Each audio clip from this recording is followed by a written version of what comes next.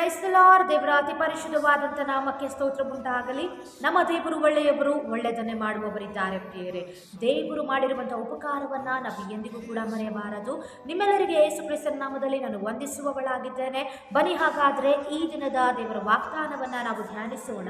ವಿಮೋಚನ ಕಾಂಡ 23ನೇ ಅಧ್ಯಾಯ ಅದರ 27ನೇ ವಚನದಲ್ಲಿ ಹೀಗೆ ಬರೆದಿದೆ: ನೀವು ಹೋಗುವ ಎಲ್ಲ ಕಡೆಯಲ್ಲಿಯೂ ನಾನು ಜನಗಳ ಮನಸ್ಸಿನಲ್ಲಿ ಹೆದರಿಕೆಯನ್ನು ಹುಟ್ಟಿಸಿ ಕಳವಳವನ್ನುಂಟು ಮಾಡಿ ನಿಮ್ಮನ್ನು ವಿರೋಧಿಸುವವರನ್ನ ಓಡಿ ಹೋಗುವಂತೆ ಮಾಡುವೆನು. ಪ್ರೀತಿಯ ದೇವಜನರೇ, ನೀವು ಅನೇಕ ದಿನಗಳಿಂದ ಭಯಪಟ್ಟು ವಿರೋಧಿಗಳಿಂದ ಹೆದರಿ ಇನ್ನು ಎಷ್ಟರವರೆಗೆ ನನ್ನ ಕುಟುಂಬವನ್ನು ಅಥವಾ ನನ್ನ ಜೀವನವನ್ನು ನಡೆಸಬೇಕೆಂಬುದಾಗಿ ಚಿಂತಿಸುತ್ತಿದ್ದರೆ, ಆದರೆ ಇವತ್ತು ಕರ್ತನ ವಾಕ್ಯವು ನಿಮ್ಮೊಂದಿಗೆ ಮಾತನಾಡುವಂಥದ್ದಾಗಿದೆ. ಏನಂದರೆ, ನೀವು ಹೆದರುವಂಥ ಕಾಲ ಇನ್ನು ಮುಗಿದೋಯಿತು. ಕರ್ತನು ನಿಮ್ಮ ಮುಂದುಗಡೆ ಹೋಗುವವನಾಗಿದ್ದಾನೆ.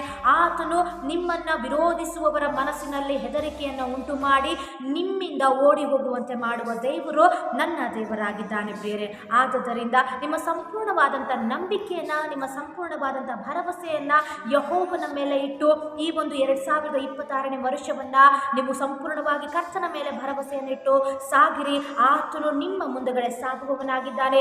ನಿಮ್ಮನ್ನು ವಿರೋಧಿಸುವವರಿಂದ ಆತನು ನಿಮ್ಮನ್ನು ಬಿಡಿಸಿ ನಿಮಗೆ ಒಂದು ವಿಶೇಷವಾದಂಥ ಆಶೀರ್ವಾದವನ್ನ, ನಿಮ್ಮ ಕುಟುಂಬಕ್ಕೆ ವಿಶೇಷವಾದಂಥ ಅಭಿವೃದ್ಧಿಯನ್ನ ಕೊಡುವ ದೇವರು ನನ್ನ ದೇವರಾಗಿದ್ದಾನೆ ಪ್ರಿಯರೇ. ಈ ವಾಗ್ದಾನಗಳ ಮುಖಾಂತರವಾಗಿ ದೇವರು ನಿಮ್ಮನ್ನು ಆಶೀರ್ವದಿಸಲಿ, ನಿಮ್ಮೊಂದಿಗಿರಲಿ. ಆಮೆನ್.